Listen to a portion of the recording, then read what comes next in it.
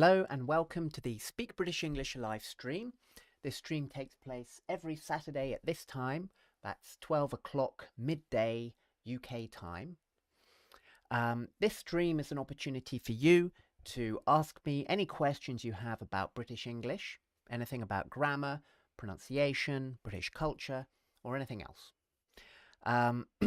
If you're there listening, then please leave a comment, say hello, tell me your name, tell me where you're from. And again, if you have a question, then please do ask. Today, we're going to go through a document written by somebody in English. This is a document that was sent to me years and years ago when I used to do quite a lot of proofreading. So someone sent me this document for me to proofread.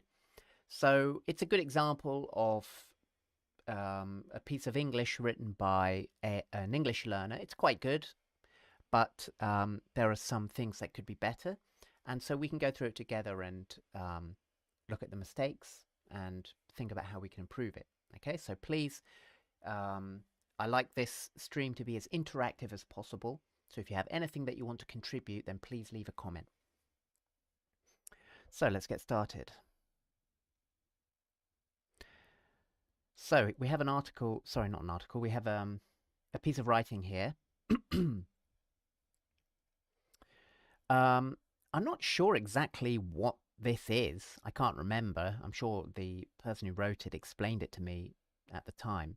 But it seems to be a sort of summary of a candidate, someone who interviewed for a job or a position in a course, someone who was applying for a course.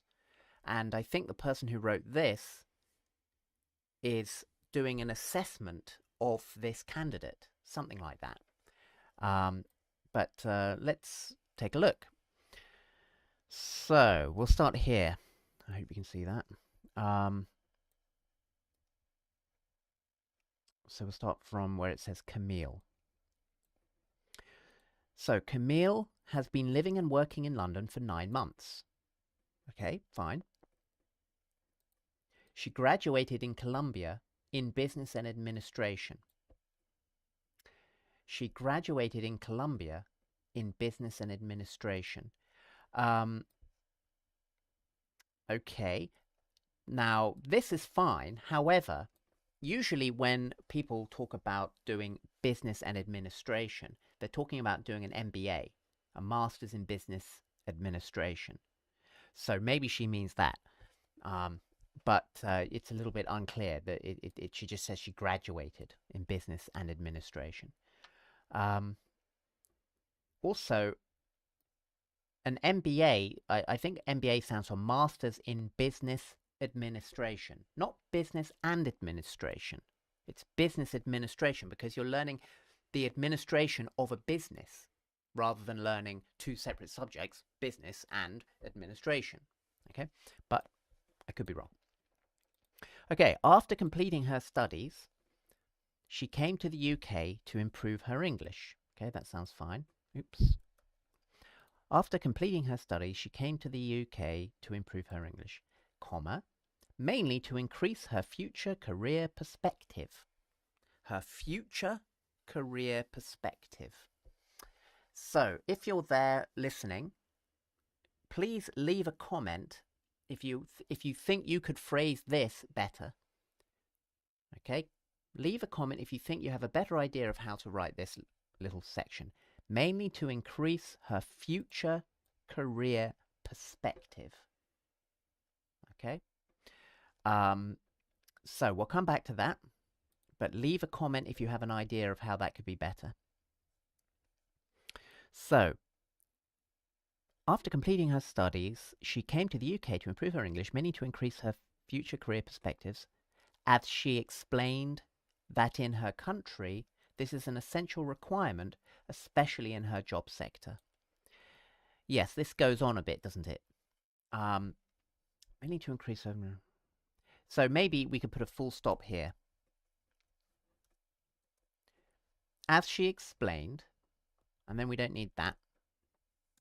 In her country, this is an essential requirement, comma, especially in her job sector.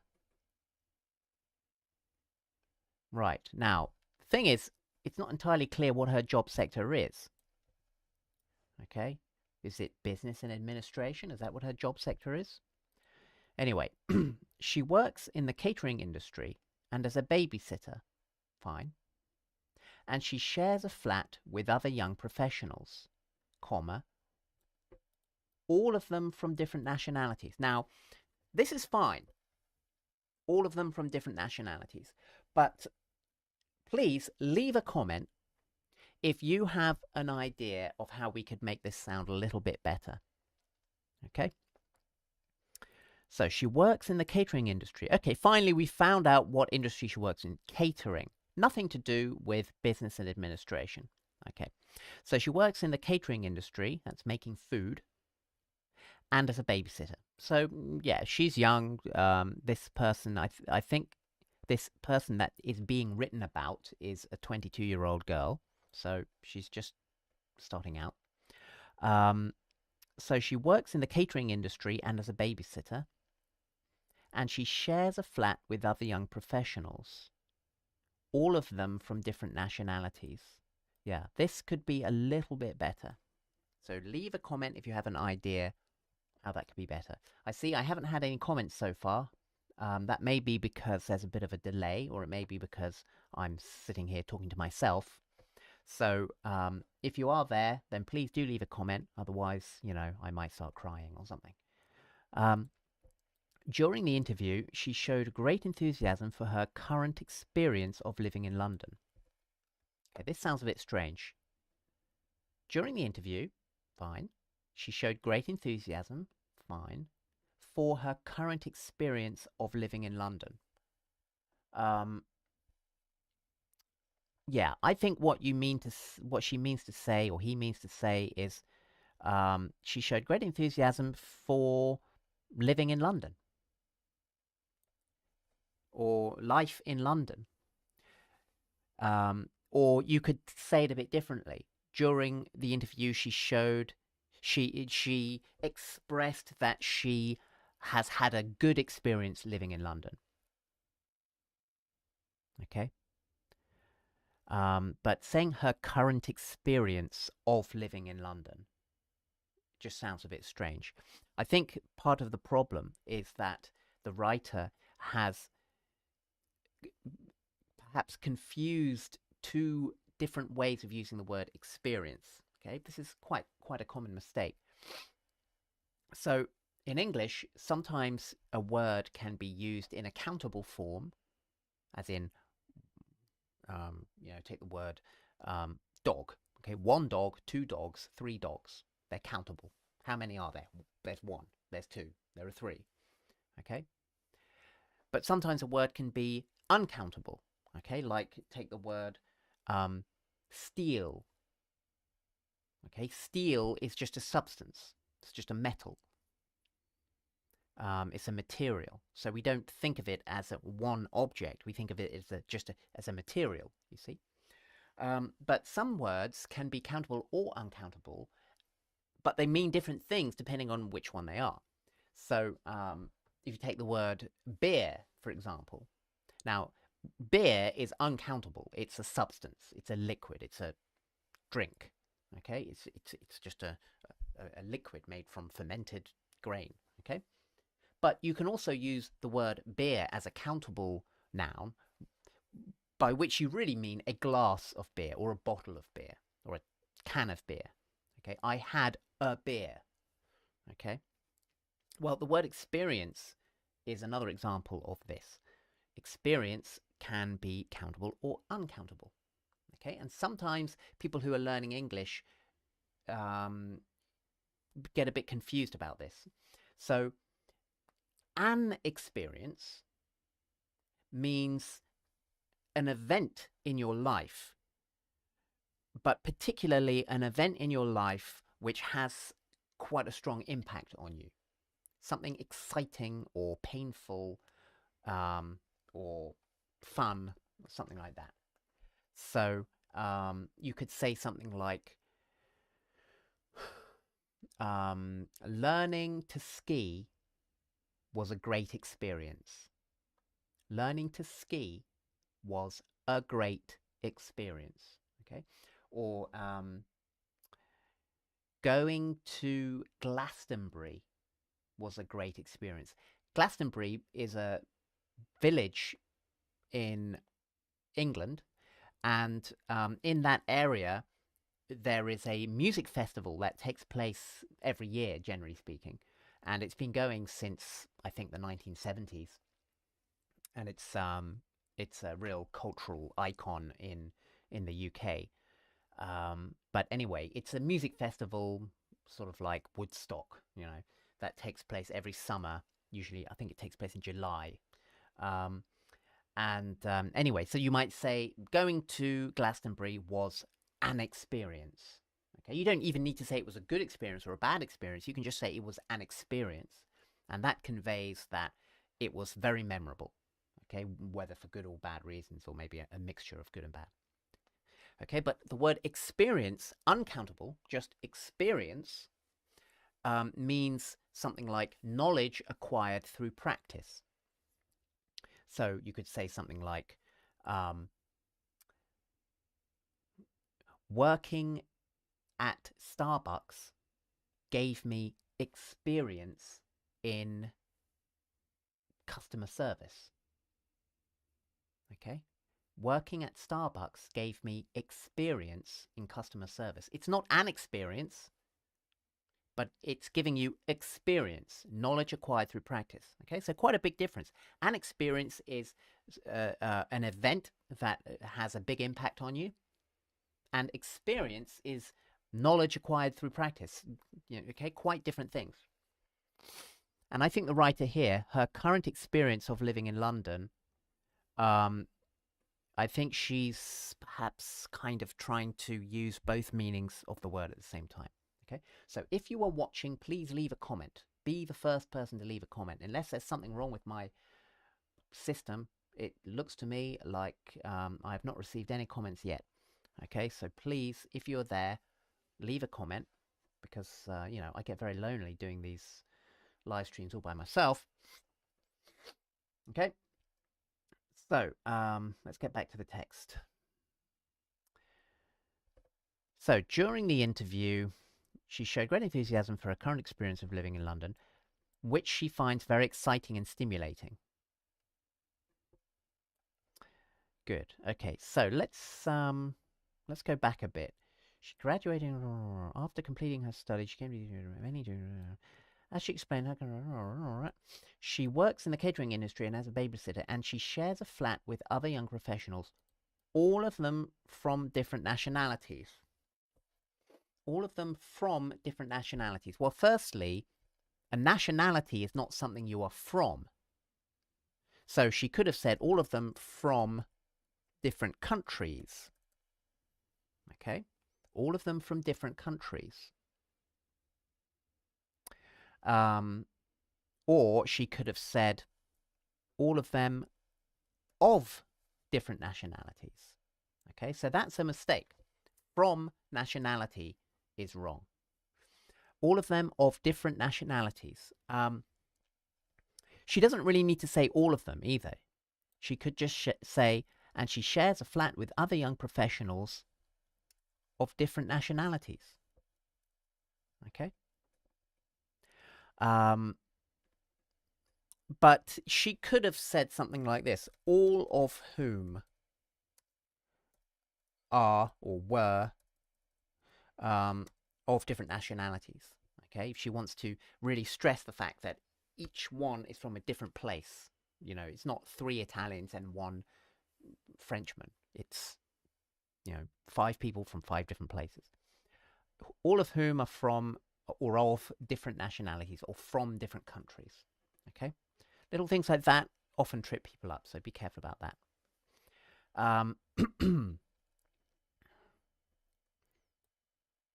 She also enjoys the company of her flatmates, as she said that this is a chance for her to approach different languages and cultures.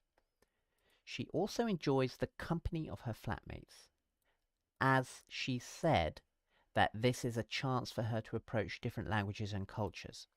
Well, the meaning is clear, but the structure of the sentence is a little bit odd.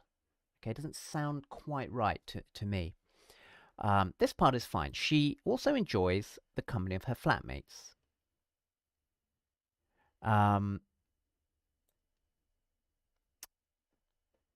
So I don't think we need also necessarily. How about she enjoys the company of her flatmates?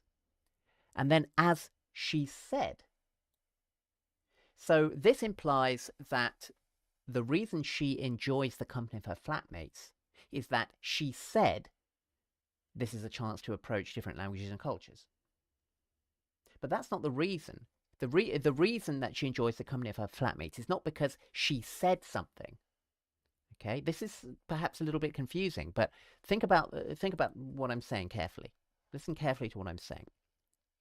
The reason she enjoys the company of her flatmates is because it gives her a chance to approach different languages and cultures. It is not because she said that it gives her a chance to approach different languages and cultures. That's an important difference.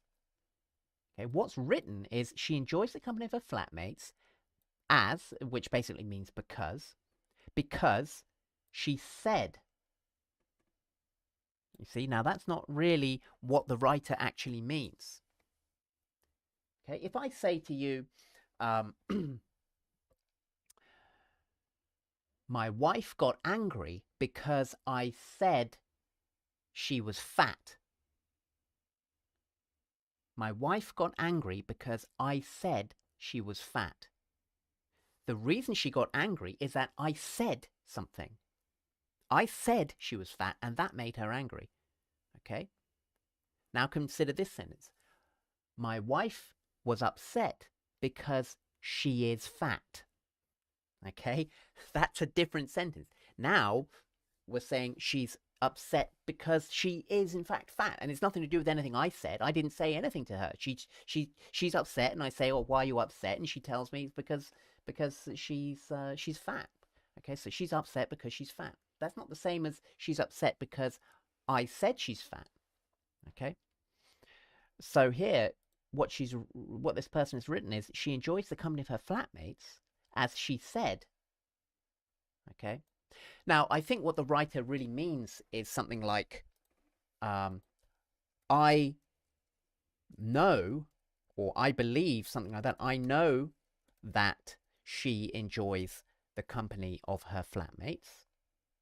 I know she enjoys the company of her flatmates as she said blah, blah, blah, blah, blah. Okay, now that would be logically correct because the writer is saying that he knows this information about her because she told him.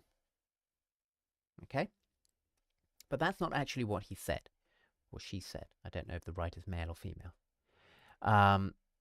So if we just undo that. So she enjoys the company of her flatmates. So what a simple solution is just to get rid of this as. Okay, maybe use a colon. You could even start a new sentence, but I think a colon is better. She enjoys the company of her flatmates. She said that this is a chance for her to improve different languages and cultures. Now, what he means is living with these people. But the problem is that this doesn't really correspond with anything that he's actually said. Maybe company, the company. She enjoys the company of her flatmates. She said that this is a chance. But yeah, this is a chance. It doesn't sound right. She enjoys the company of her flatmates. She said maybe it gives her a chance, or the chance. Okay, either one sounds okay. She said that it gives her the chance to approach different languages and cultures. I'm not sure about approach. I don't think it's the best word. Maybe to, I don't know, experience or interact with or something like that, but it's not that important. So she enjoys the company of her flatmates. She said that Yeah, it gives her the chance to approach different languages. But still, I don't particularly like just saying it. She enjoys the company of her flatmates. Maybe just be a bit more specific. She said that living with living with them gives her a chance or the chance to approach different languages and cultures. Okay, so I finally received a comment. Perhaps my system is running slowly. But hello Chitra Ramalingam. Ramalingam. Yeah, Ramalingam. Ramalingam. Chitra Ramalingam. Oh, it's difficult. So, hello to you. Thank you for your comment. If you have any questions, Chitra, about British English pronunciation, British culture, anything else at all, then please ask me, and I will do my best to answer your question. So, where are we? Nope, not that. Here. So, blah, blah, blah, blah, blah. She said that living with them gives her a chance to approach different languages. So, she has got an open-hearted personality. Okay, she's got an open-hearted personality. How about just she is open-hearted? She is open-hearted. That would be fine. But I mean, I'm just nitpicking. This is fine. She has got, or she has. Okay, you don't really need to say she has got. She has an open-hearted personality and a very positive attitude towards life. And she is persuaded that living and working in London for a relevant period of time is extremely useful to be blah blah blah blah blah. So relevant. I don't know. I don't know what the writer was thinking by choosing the word relevant. Maybe he or she was thinking of a different word, but it's not clear what is meant here. Hello, Rampa. Hello, hello in Korea. Thank you for your comment. I think there must be a delay because I'm only getting these comments now. So, she's persuaded that living and working in London for a relevant period of time. Maybe the writer meant something like relative, because sometimes we'll say something like, I lived in London for a relatively long time, or a relatively short time. Because relative just means compared to something else.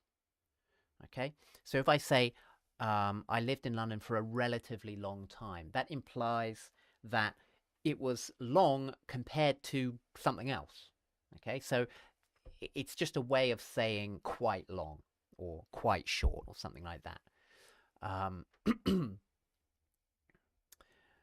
So I suspect that the writer here was thinking of the word relative or relatively.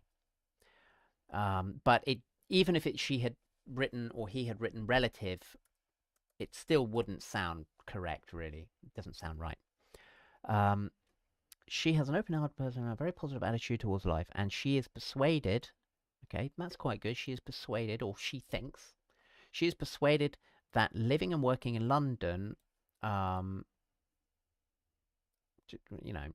let's just say for a while, living and working in London for a while is extremely useful, maybe will be.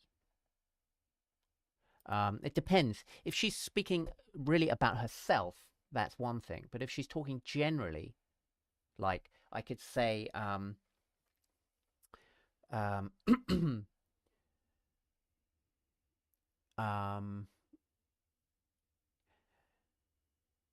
living in Japan was good for my Japanese.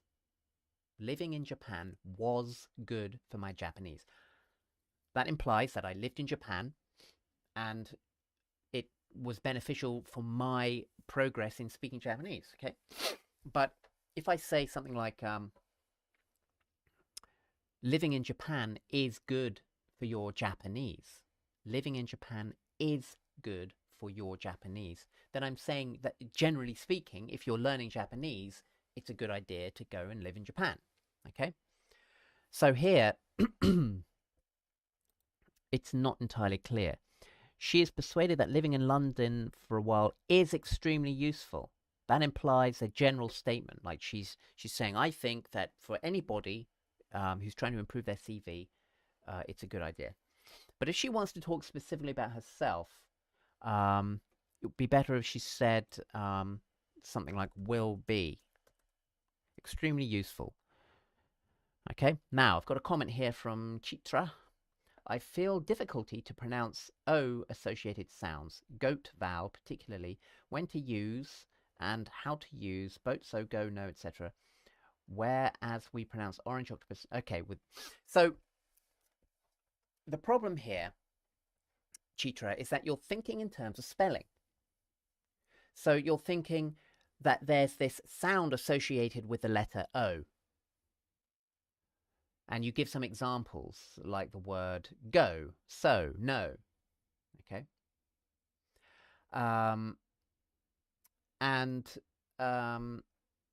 Then you've said, but then we look at other words like orange and octopus, which have a letter O, and there's a different sound. Okay. Well, the problem here is that you're thinking in terms of spelling. The fact that there's a letter O isn't really important. Just forget about that. Do not try to work out the pronunciation of a word from spelling. Do not think that spelling gives you the information you need. Okay? Most native English speakers, well, all native English speakers, when we learn English, we learn through listening. Okay? Then when we get to a certain age of about 5 or 6, 7, that sort of age, we start learning how to read and write. But we already know how to speak English by that time. And even as we grow, we continue to learn English primarily through our ears. Okay? Writing and reading, these are just tools. Really, the language development happens through the ears and through your mouth. Okay? So when you say to me, how do I know how to pronounce the word based on the spelling? You're assuming that you already know the word. You're assuming, you're taking it for granted that you learn the spelling first, and then you think, oh, how do I pronounce this word? Okay. But you could have rephrased your question, or phrased it differently. You could have said to me, how do I know how to spell a word that has an O sound? If I hear someone say a word that has an O diphthong, how do I know if I'm supposed to spell that word with a letter O or some other letter or some other combination of letters? Okay, you could have asked me that question, but no one ever asked me that question. I've never, ever, in all the years I've been teaching, all the hundreds of students, I've never been asked that question, but I've been asked the question that you asked me hundreds of times. Okay, so yes, think about this. How do you know how to spell a word that's got an O sound in it?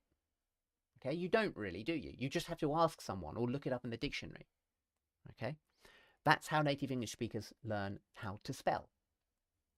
You ask. Okay, you say, Dad, how do you spell? You know, you ask them how to spell. So basically, there is no answer. There's no real answer to your question. You're saying, how do I know whether it's supposed to be an O sound or some other sound? You don't know. No one knows. I don't know. Okay, but forget about that. Just listen. Listen to.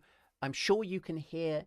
You'll hear native English speakers all the time. Here, if you watch British TV, you're going to hear people say boat, so, go, no. You're going to hear people say orange, octopus. And you've just got to listen and pay attention, and then you'll get your answer. Okay. Yeah.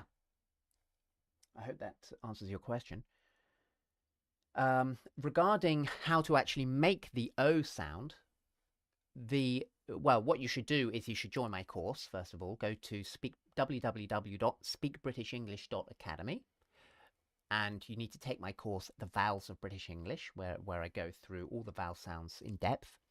But basically, the diphthong O begins with the sound okay? That's very important. People tend to think that it's oh or something like that, like it's oh or something. I think part of the reason for that is that we associate it with the letter O. And the letter O is a circle, and so we think we need to make a circle shape with our lips. Okay, this is not true. So you have to start with an sound like that. O. That's the key. Got another question here. So, is it fair to say the perfect way to start learning English is by speaking and listening, and then later on reading and writing? Yes, that's my opinion.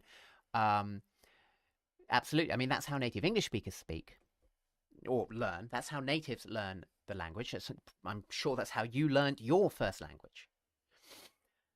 However, I realize that for most people who are learning English as a second language, most adults who are learning English as a second language, that's not going to be the case. You will have learned primarily through reading and writing, and there's nothing I can do about that.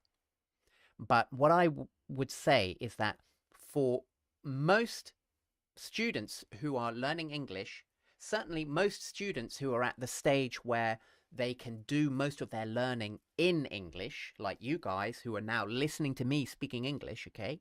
So you're all pretty much at least intermediate level. None of you are basic, because then you wouldn't even understand. I would be speaking too quickly. You wouldn't understand me.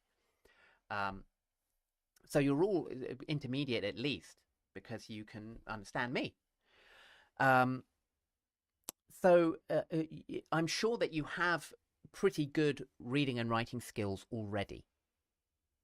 So what I would say is that if you want to improve your pronunciation, just say to yourself, look, my spelling is fine, my reading is fine, my writing is fine. What I need to do is just listen and speak. Okay? So yes, I think as far as your pronunciation is concerned, forget about reading and writing. Forget about this. Forget about this and focus on this. Okay? So if you've got any more questions, then please ask away, and we'll get back to the text. I know, sorry, you couldn't really see me very well then. So let's get back to the text. She has an open-hearted personality and a very positive attitude towards life, and she is persuaded that living and working in London for a while will be extremely useful to build up and improve her CV. So she said, living and working in London for a while will be extremely useful to build up and improve her CV. Will be useful to build up and improve her CV. I think what you mean is simply it will. Okay.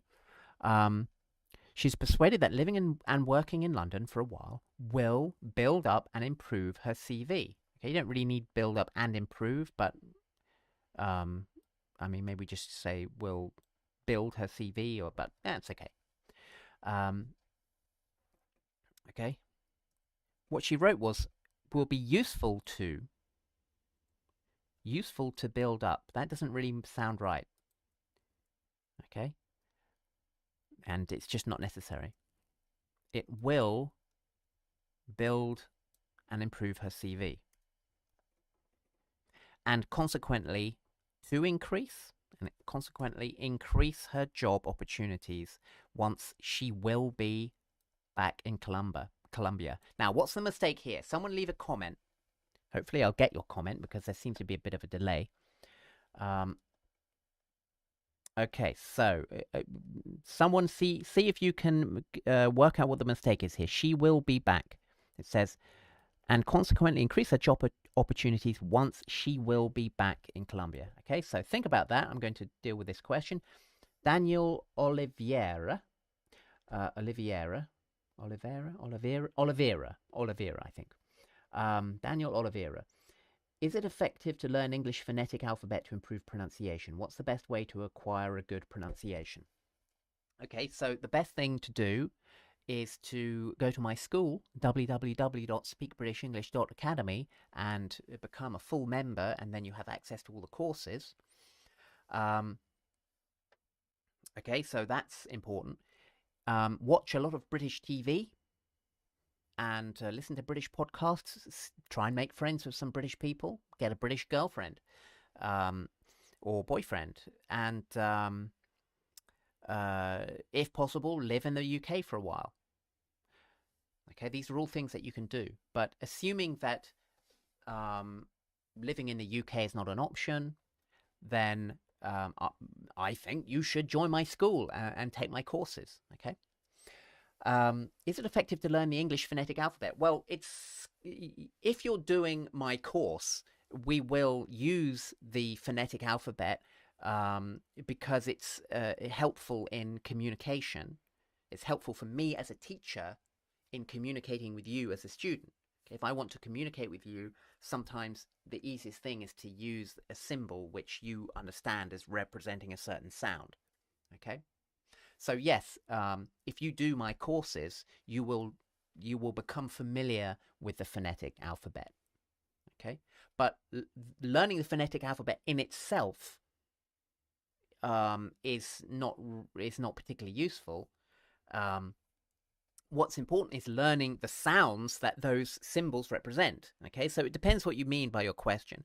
If you mean learning all the sounds of English, then yes, of course. Okay, and those sounds can be represented by the phonetic alphabet. But if you just mean learning basically what sounds correspond with the symbols without ever really going into detail on how to pronounce those sounds, then that's not particularly helpful. But it won't hurt. Okay. But yes, join my school, www.speakbritishenglish.academy.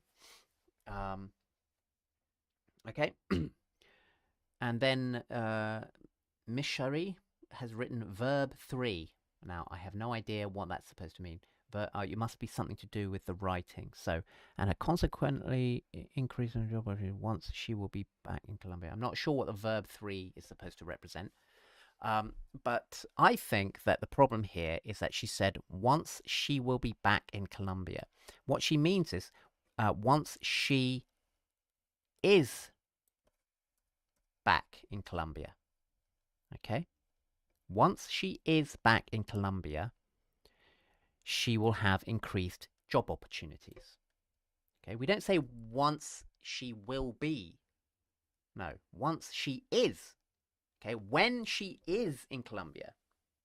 Okay? She will be. You see, will be is the future tense. We use that to talk about the future. So she will be back in Colombia in a year from now. Okay? Next year, she will be in Colombia. This year, she's in London. So I'm using it to talk about the future, not the present. But this writer, when she says increase her job opportunities, she's talking about when she actually is in Colombia. She's talking about the future, but she's not saying like she's not in Colombia now, but she will be then. She's saying when she is in Colombia, then her job opportunities will be increased because she will have lived in London. Okay, I hope that's clear. Okay, so if you've got any more questions, then please leave a question. If you've got any comments about the text that we're looking at, then please leave a comment. This text is something that was shared with me many years ago. It's not something that's been submitted by a subscriber. It's just something that was sent to me years ago by someone who wanted me to help them with proofreading. Okay. So, she will be back in Colombia once she gets a job opportunity. Okay, so you've kind of got it a bit mixed up there. Yeah, the other way around. Yeah. She will be back in Colombia once she is back in Colombia, she will have job opportunities. Okay, moving on. So Camilla has, make sure you can see that. Yep. Camilla has a weak upper intermediate level. Okay. She has a weak upper intermediate level. That seems a bit of a contradiction. Why not just say Camilla has a intermediate level? then it's not a weak upper not a weak upper intermediate level, just an intermediate level. Okay. Camilla has an intermediate level of English. Therefore, it could be considered between B1 and B2. Why not just say Camilla has intermediate English. You don't need to say therefore. Camilla has intermediate English between B1 and B2. So keep it simple.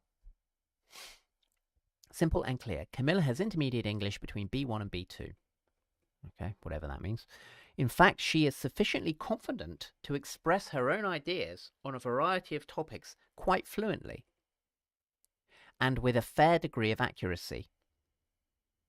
Okay, it sounds okay, but it's a bit long-winded. So firstly, you don't need in fact. Just get straight to the point. She is sufficiently confident to express her own ideas on a variety of topics quite fluently. Okay, how about just she expresses her own ideas on a variety of topics quite fluently and with a fair degree of accuracy. Okay, what is the difference between quite fluently and with a fair degree of accuracy? I don't think there is any difference. I think you're just trying to say the same thing twice to sound clever. Okay, but I don't like that kind of thing. Okay? Because it's not clever. What it shows is that you don't know that these two things mean the same thing. Okay? But they do. So pick one and get rid of the other. She expresses her own ideas on a variety of topics quite fluently. Or she expresses her own ideas on a variety of topics with a fair degree of accuracy. Okay? Okay. So, she also has a good general understanding of what she hears or reads, albeit with some hesitation to recognize and use more complex structures or more specific vocabulary. Okay. So, I like this word, albeit, and the writer has used it more or less correctly. Okay, pretty good. So the word albeit literally just means although it is. Okay, although it be. Okay, although be it. Okay, literally although it is. So she also has a good general understanding of what she hears or reads, albeit with some hesitation. Now, you see, there's a problem here because you're saying she has a good general understanding with some hesitation. So she hesitates in her understanding. That doesn't sound right, does it? Understanding is not something in which you hesitate. Okay. I mean, I think the meaning is fairly clear. I can understand what the writer is trying to say, but if you think about it, it doesn't really work. She has good general understanding with some hesitation. No. Hesitation is something that happens when you speak or when you act. It's not something to do with understanding, comprehension. So she also has a good general understanding of what she hears or reads, and then with some hesitation to recognize and use more complex structures. So you see, this doesn't really relate to this. You're talking about an understanding of what you read and what you hear, and then you're talking about using. Okay, but this is writing and speaking. They're not the same thing.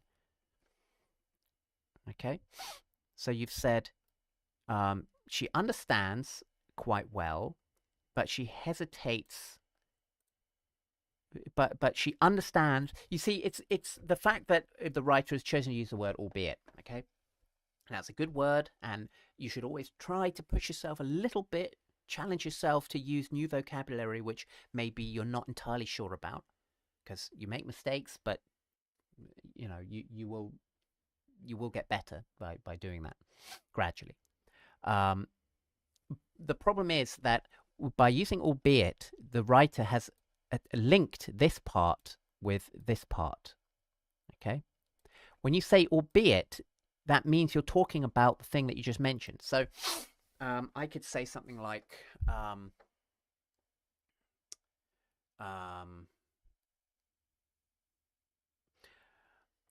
it's a nice day today, albeit cloudy. It's a nice day today, albeit cloudy. So I'm saying I think the weather is pleasant today, but I'm noting that there are clouds in the sky. It's not a clear day, there are clouds. It's cloudy. So I'm saying even though it's cloudy, I think it's a nice day. Okay, so these two things are related. It's a nice day, albeit cloudy. In other words, it's a cloudy day. It's a nice day, albeit cloudy. It's a cloudy day. That's what I'm saying. So here, she has a good general understanding of what she hears or reads, albeit, and as soon as she says albeit, that makes me think she's talking about this, her understanding. Okay, but she's not really. She's actually starting a new subject almost. Okay. So it'd be better to say something like, but she hesitates to use more complex structures. Now, you can't say she hesitates to recognize. That just doesn't make sense, does it? You don't hesitate to recognize something. Either you do recognize it or you don't. It's not a choice. So that doesn't make sense. Okay, she hesitates to recognize. No. She hesitates to use. Okay, but she hesitates to use more complex structures. More complex? How about just complex? She hesitates to use complex structures, and I'm not sure what you mean by specific vocabulary. How about just more advanced, advanced vocabulary, something like that. So Camilla has intermediate English between B1 and B2. She expresses her own ideas on a variety of topics quite fluently. She also has a good general understanding of what she reads or hears. Hears or reads. How about hears and reads? But she hesitates to use complex structures or more advanced vocabulary. And, yes. I mean, or sounds okay. Yeah. Okay. So please leave a comment if you've got anything you want to say about the text that we're looking at, or if you've got any other questions. What's the time? Okay. So she has a good lexis range. A good lexis range. Yeah, we call that a vocabulary. She has a good vocabulary. Okay. No need to say lexis range. She has a good vocabulary, mainly related to words of high level of frequency. Words of high level of frequency. Why not just common words? Okay, that's a bit clearer. She has a good vocabulary, mainly related to? No. Mainly of, okay, a vocabulary of common words. Okay, now that's true for most people though, isn't it? I mean, everyone's vocabulary consists mainly of common words. But anyway, she has a good vocabulary, mainly of common words, and she is able to paraphrase and reformulate. Well, paraphrase kind of does mean reformulate, so... But okay, I'll leave that. And she is able to paraphrase and reformulate a message with reasonable autonomy. Okay, so she can do it by herself when some lack of vocabulary occurs, even though with some linguistic simplicity. Not even though, okay? Just though. Okay, even though and though don't really mean the same thing. Okay? So even though, I would say, for example,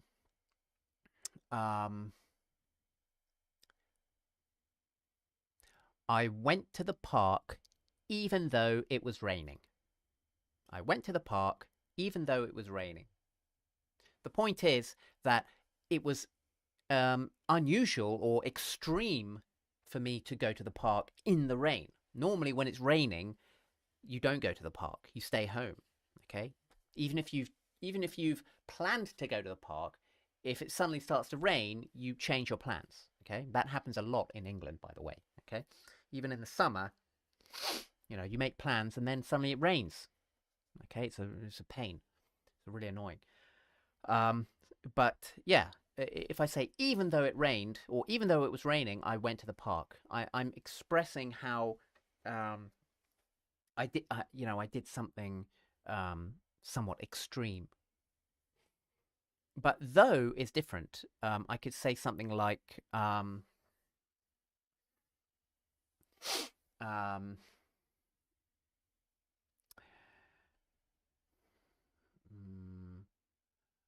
I enjoyed the food though it was salty. I enjoyed the food though it was salty. Okay, I'm just saying that the food was good, but it was a bit salty. Okay, even though is much stronger. Okay, now let's look at this comment. Is the word albeit more formal or informal? Can we use it in a day-to-day conversation? Is it more used in writing or speaking? Well, I suppose you could say that it's more formal as opposed to informal. Okay. In English, we don't really have formal and informal. There is formal and informal to some extent, but not strictly. Okay. But the word albeit is a perfectly fine word that you can use in any context. Okay, you can use albeit in an essay or a business document. You can use it any way you want. But you can also use it when you're chatting to your friends in the pub. Okay, there really isn't a difference. There's no real difference between formal English and informal English, but there are certain words which you would not use if you were trying to sound serious. Okay. Good, but albeit is a useful word, but these things take a bit of practice. So where are we? So she's able to paraphrase and reformulate a message with reasonable autonomy. Okay, autonomy means just doing something by yourself. When some lack of vocabulary occurs. Yeah, so what the writer means is that this person is able to work out the meaning of what someone has said or written, even when she doesn't know all of the words. She can kind of fill in the gaps. Okay. And she's able to paraphrase and reformulate a message with reasonable autonomy when some lack of vocabulary occurs. Though with some linguistic simplicity. Yeah, though with some linguistic simplicity. Some linguistic simplicity. Maybe just say with linguistic simplicity. Okay, so though is not the same as even though. Though in this context just means something like but. Okay. So moving on. We'll just do a little bit more, then I have to go. Okay. Can't stay here all day. So she studied English in Colombia. She studied English in Colombia before coming to the UK quite irregularly, as she explained that in public schools this is a subject taught no more than 3 hours per week, while at the university she attended, a very low class level. What? Okay, this is too long. That is too long. Okay. So she studied English in Colombia before coming to the UK quite irregularly. Oh, right. I understand. She means that she studied English inconsistently. So better to put this, to move this to here. She studied English quite irregularly in Colombia. But instead of quite irregularly, just say something like inconsistently. Something like that. It's a bit more specific to this meaning. because irregular can mean strange, unusual, something like that. So it sounds a bit odd to say it here. But inconsistent just means, on and off. She studied English inconsistently in Colombia before coming to the UK. And you see, the writers made the same mistake that we talked about earlier. She said, as she explained that in public schools, blah, blah, blah, blah, blah. But the fact that she explained this is not the reason for her coming to the UK. Okay? I hope that's clear. Again, if I could say, my wife was upset because I said she is fat. Well, I said she's fat, and that's what made her upset. It's not that she is fat. It's that I said she's fat. Okay? Now, that's not the same as the sentence, my wife was upset because she is fat. That's different. That's nothing to do with me speaking. So here he's written, she studied English inconsistently in Colombia before coming to the UK, as she explained that in public schools. No. Okay? So what you can say is something like, as she explained,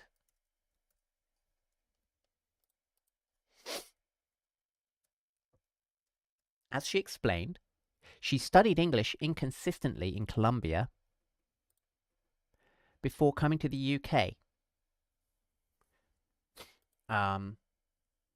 Because in public schools, this is a subject taught no more than 3 hours per week.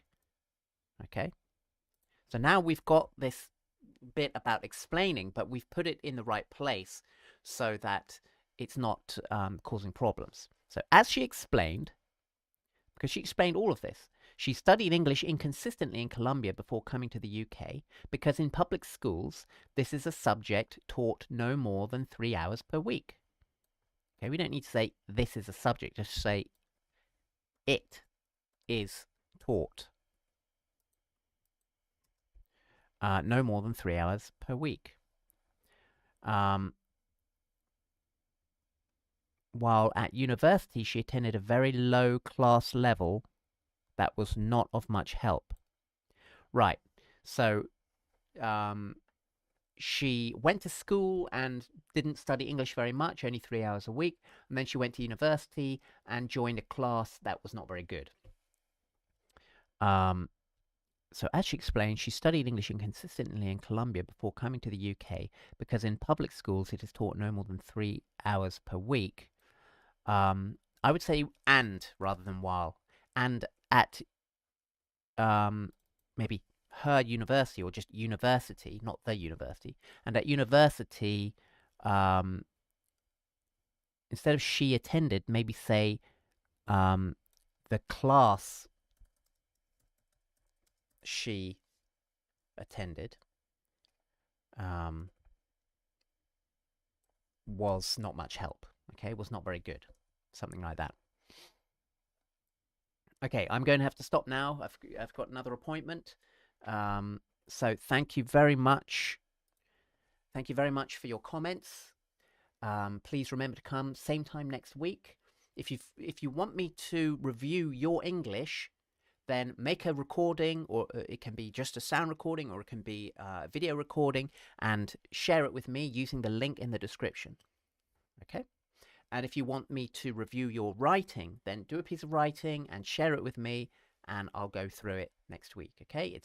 You don't have to show your face. You don't have to share. I'm not going to tell people who you are or where you live or anything like that. It's all perfectly, anonymous. Yes,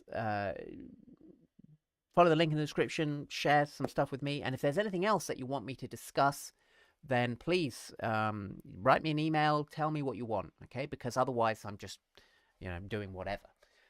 Okay, but thanks for coming, and I'll hopefully see you again next time. Take care.